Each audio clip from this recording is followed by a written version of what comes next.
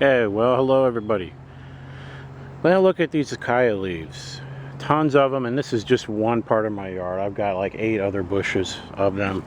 Now there's some over there, a little one there, another one there, some you can't see, some in my front yard. And normally, you know, you can't really, not supposed to eat these raw, though I've heard of people doing it in small quantities.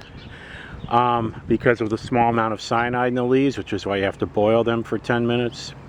But, you know, I was just thinking, boy, these would be great for salads, you know, as a lettuce alternative instead of buying lettuce. So if you boil them, can you dry them out where they're still maintaining, you know, their shape, their leafiness? And I've never heard of anybody trying that or seen anybody doing that. So what I'm going to try then is I'm going to pick a bunch of leaves, boil them for 10 minutes, and then see if I can get them to dry out where they're still maintain their shape and they'll still be leafy. So that's going to be the question. So I'm going to pick a bunch here and put them in the pot, and then we'll take a look at them once they're out of the pot. I'm going to lay them out to dry, and let's see if that'll actually work. All right, we got the boil going, so going to put our leaves in for 10 minutes here. There we go. So 10 minutes will neutralize the cyanide. Then we're going to put it in a strainer and see if we can dry these out in one piece, these leaves, so it can be used as salad lettuce. So we'll find out. Okay, there it is. It's in the strainer now. I'm just going to let it cool off a little bit.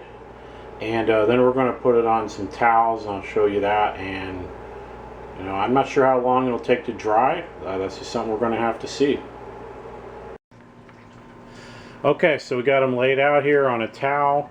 I'm not sure how this will probably work better on like a rack or something, wire rack where both sides are exposed to air, but I just don't have anything like that I can find. So probably have to flip these over, maybe change the towels. So we'll see. I mean, I don't have to do anything. I just need space to let them dry out. So sorry about the under construction look in this area. This is just where I had room. All right, so we're going to give this some time, and I'll let you know how long it took for these to dry out and what happened, and we'll see how they look at that point. Well, it's only been a few hours, and these leaves are pretty much dry. So I'm very surprised how quickly these leaves dried. So yeah, they definitely can be used same way you would use spinach leaves for salad or lettuce. Of course, these are way more nutritious than those. In fact, let me show you the nutrition rate of these. Okay, so here's a table comparing Chaya versus spinach, nutritional analysis. As you can see, Chaya is superior pretty much in every single way to spinach, and certainly way more nutritious than lettuce. Okay, so that worked out surprisingly well. I was very surprised how fast the leaves dried. Worked great for salad.